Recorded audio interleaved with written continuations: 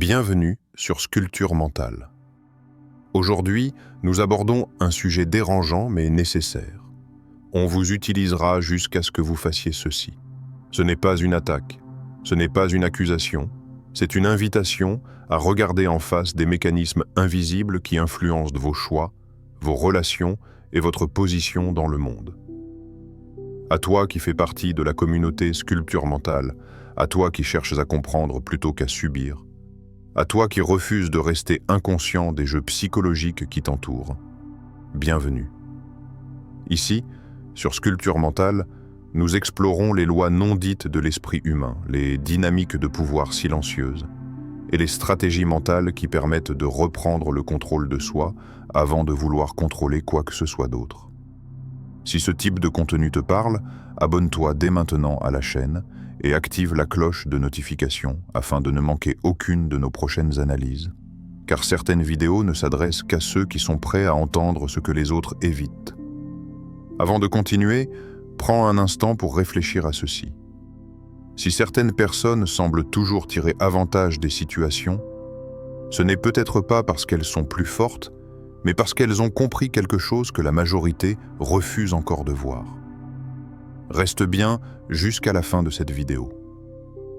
Ce que tu vas découvrir pourrait changer la manière dont tu te laisses traiter, et surtout, la manière dont tu te perçois toi-même. Le réveil inconfortable.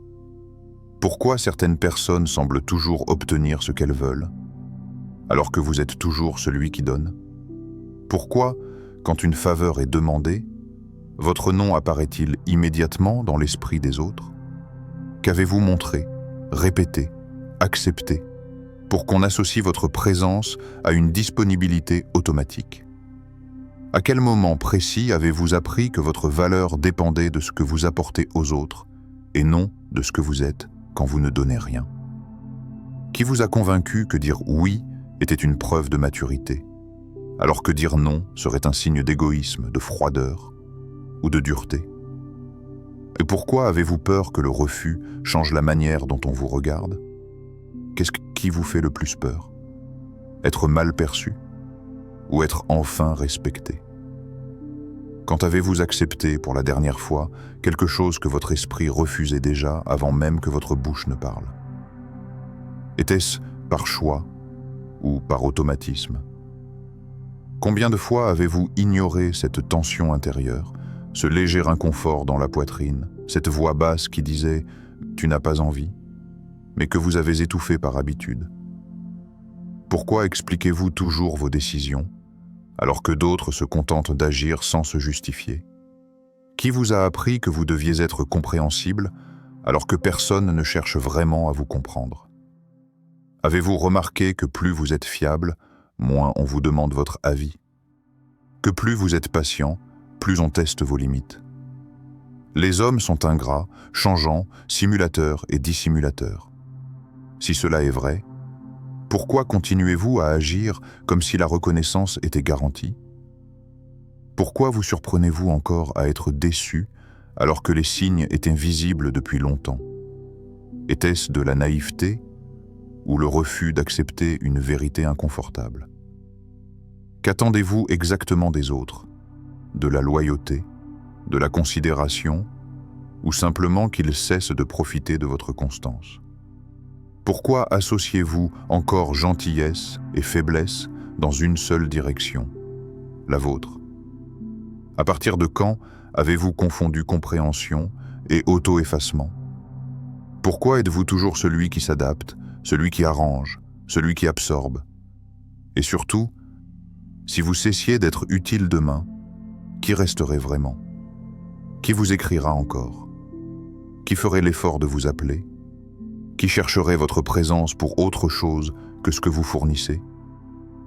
Ces questions ne sont pas là pour vous accuser. Elles sont là pour réveiller ce que vous avez appris à ignorer. Car tant que vous ne regardez pas ce mécanisme en face, il continuera d'agir, silencieusement. La mécanique invisible de l'exploitation, qui bénéficie réellement de votre silence, de votre patience calculée, de votre peur discrète de déplaire? Quand vous vous taisez pour éviter un conflit, Qui gagne du terrain pendant ce temps-là?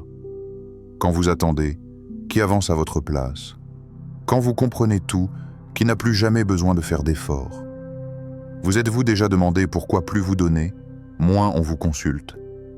Pourquoi plus vous êtes disponible, moins votre temps semble avoir de valeur? Quel signal envoyez-vous lorsque vous acceptez sans négocier?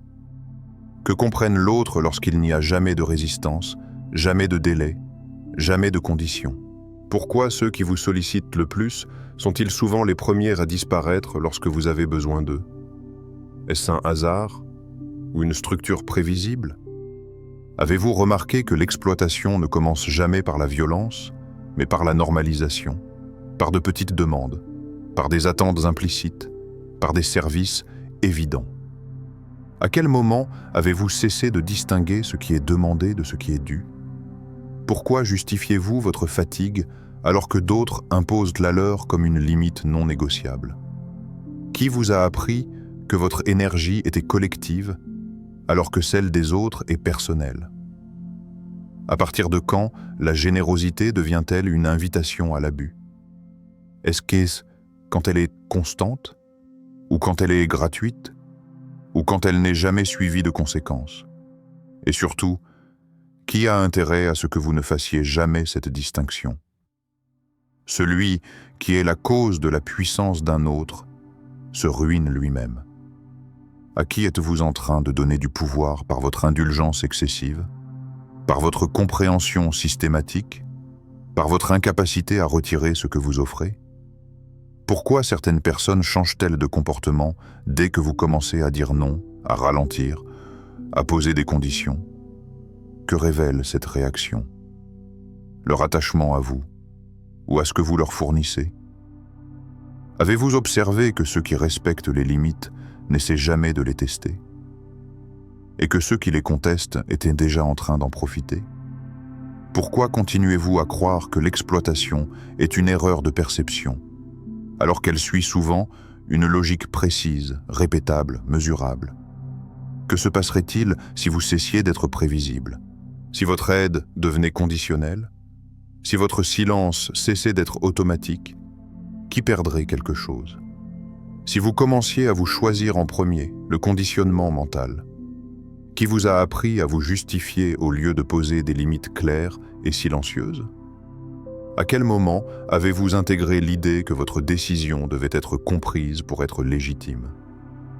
Qui vous a fait croire qu'un choix personnel devient acceptable seulement après avoir été expliqué, détaillé, validé? Pourquoi ressentez-vous cette tension intérieure, cette gêne presque automatique lorsque vous choisissez votre paix plutôt que les attentes des autres?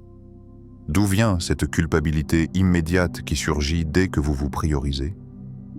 Avez-vous remarqué que vous préparez mentalement des arguments avant même de dire non? Pourquoi anticipez-vous la réaction de l'autre comme si elle était plus importante que votre propre limite? À qui essayez-vous encore de prouver que vous êtes quelqu'un de bien? Et surtout, pourquoi ce besoin de prouver ne semble jamais disparaître? Avez-vous observé que vous expliquez toujours vos décisions à ceux qui ne vous expliquent jamais les leurs? Pourquoi ce déséquilibre vous paraît-il normal? Quand avez-vous accepté que votre autonomie soit négociable alors que celle des autres ne l'est pas? Qu'est-ce qui se passe en vous quand quelqu'un vous désapprouve? Est-ce réellement la perte de la relation qui vous effraie? Ou la perte de l'image que vous essayez de maintenir? Qu'est-ce qui vous fait le plus peur? Perdre l'approbation des autres ou découvrir qui vous seriez sans leur validation? Qui seriez-vous si vous n'aviez plus besoin d'être aimé pour être en paix? Si votre valeur ne dépendait plus du regard, de l'opinion ou du confort émotionnel des autres? Pourquoi confondez-vous encore acceptation et sécurité? Pourquoi avez-vous appris à croire que l'amour devait être mérité par des concessions répétées? Les hommes offensent soit par peur, soit par haine. Alors dites-moi, votre obéissance vient-elle de l'amour ou de la peur d'être rejeté? Quand vous vous adaptez sans cesse, est-ce que par compassion ou par stratégie de survie émotionnelle? Qui seriez-vous si vous cessiez de vous expliquer? Si vos décisions devenaient factuelles, calmes, non négociables? Pourquoi associez-vous encore le conflit à quelque chose de négatif, alors qu'il révèle souvent qu'est-ce que le silence dissimule?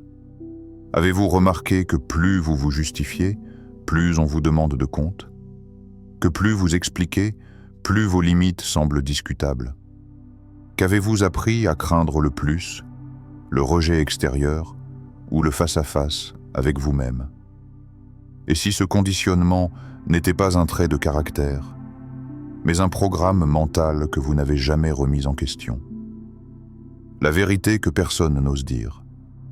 Pourquoi ceux qui dominent parlent-ils toujours de morale quand il s'agit de vous? Pourquoi les discours sur le respect, la loyauté, la gratitude apparaissent-ils précisément là où le rapport est déséquilibré? Avez-vous remarqué que la morale est souvent invoquée par ceux qui ont quelque chose à perdre si vous cessez d'obéir? Pourquoi vous demande-t-on d'être compréhensif, patient, loyal, alors que ces exigences disparaissent dès que vous attendez la même chose en retour? À quel moment avez-vous accepté que la loyauté soit un devoir pour vous et une option pour les autres? Pourquoi la loyauté est-elle exigée uniquement dans un seul sens? Qui décide de ce sens-là? Et surtout, qui bénéficie de ce déséquilibre?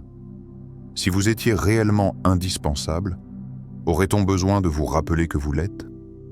Pourquoi les personnes vraiment respectées n'ont jamais besoin d'être rassurées sur leur importance?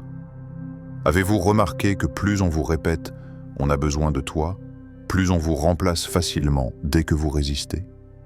Que dit cette contradiction sur la nature réelle de votre rôle? Pourquoi votre disponibilité constante a-t-elle réduit votre valeur perçue? Pourquoi ce qui était autrefois apprécié est-il devenu attendu, puis exigé? À partir de quand votre présence a-t-elle cessé d'être un choix pour devenir une évidence? Et quand quelque chose devient une évidence, qui prend encore la peine de la respecter? Les hommes estiment moins ce qu'ils obtiennent facilement. Pourquoi continuez-vous à offrir sans rareté, sans limite, sans condition?